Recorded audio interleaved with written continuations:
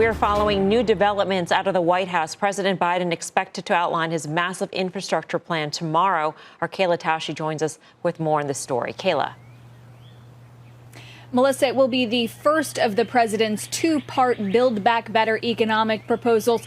And CNBC has confirmed the Washington Post reporting that this first phase will include more than $2 trillion in spending with an additional $400 billion in clean energy tax credits. Among the physical investments backed in this plan, new money for roads, bridges, waterways, and broadband. And there's also expected to be investment in housing and care for elders and the disabled, though the exact amount in that category was unclear. As for how the U.S. will foot the bill, well, White House Press Secretary Jen Psaki said taxes will go up and President Biden wants to reward work, not wealth. He thinks it's responsible. It's the responsible thing to do, to propose a way to pay for that over time. So, and he also believes that there's more that can be done to make the corporate tax code fair. Lawmakers are already posturing to include their priorities. More than 24 Senate Democrats are pushing for recurring stimulus checks to be part of this plan. And also several lawmakers in the House from New York and New Jersey are saying they won't vote for an infrastructure package unless it reinstates the state and local tax deduction that was removed in President Trump's tax bill. Now, sources briefed by the White House suggest that unlike the stimulus plan, which was nearly a carbon copy between the initial proposal and the final law, this infrastructure bill is going to be heavily negotiated between the White House and Congress as they try to gain additional support. Melissa? All right, Kayla, thank you. Kayla Tausche. So with a lot of sort of the specifics yet to be determined, Guy, what's the takeaway in terms of trading this, especially when you're trying to factor in this notion of tax hikes? That's how this plan will be paid for, because that could actually outweigh any of the positive impact on the markets. Yeah, well, let's just try to dissect that quickly. How do you trade it? Well, Karen's pointed this out literally for months, if not longer.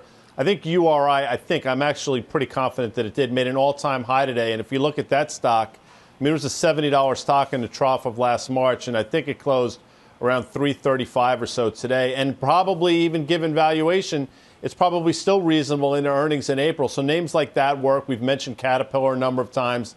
In terms of taxes, I mean, you would think at some point the market's not going to like it. But when you're talking about $2 trillion, which is the number that I just heard, I mean, you could tax this entire country at 200%. It's not going to make a dent. I think we all realize that. I also think there's some optics involved here. But the market seems to be completely discounting the fact that taxes are going to go higher. One other of those things, you know, we started with risky business. We'll add that to the list as well. Taxes, not just for the individuals, but for corporations. Remember, that was sort of the juice that got the markets going in the first part of Trump's term, Nadine. So how do you sort of dissect this? And is there a trade in your view on infrastructure here?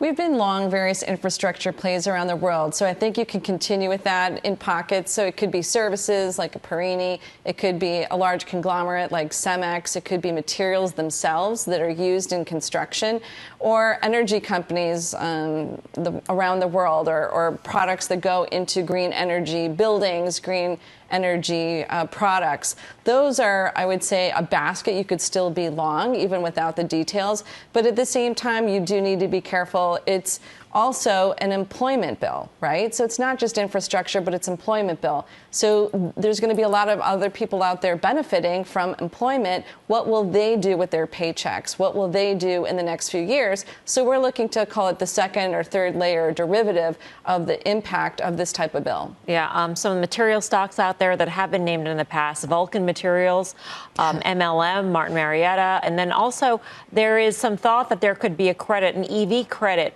in this on top of the $2 trillion in this package. And we saw Tesla go up today, as well as CCIV. And so, Bonawyn, I'm wondering if that's where you think the boost could be. Yeah, I think that's a great call. It's hard for me to make the argument for Tesla because, to be honest, given how opaque that name is, it's hard to see what actually is priced in. So I would probably maneuver it slightly differently. A name like Run, First Solar, those names have actually come off quite a bit from their recent highs. And I think this might be an opportunity, and you've seen it in the trading today, to kind of re-enter there and play the play the spending bill through that angle. Yeah, TAN, the ETF, was up about a few percent in today's session. Tim, where would you go on infrastructure, and how do you factor in the taxes? Well, I do. And solar companies run very differently than the growth at all costs of yesteryear. These are, in some cases, actually very profitable companies. I still like steel companies. Look at Nucor. And again, specialty kind of steel. U.S. Steel closed at 28-month highs today. Hot rolled coil prices are at 12-year highs. The sensitivity to their balance sheet I've talked about. I still think Masco, which is building materials, has not had the kind of run that's representative of some of the infrastructure. But where are these checks going on the consumer level? They're going to Home Depot and Lowe's. And I really think that these are stocks that have not only pulled back, consolidated, but what we're going to see in terms of the margin profile, both these companies have invested in their digital platforms and in their businesses. And I think it's going to come out in the next couple quarters of earnings.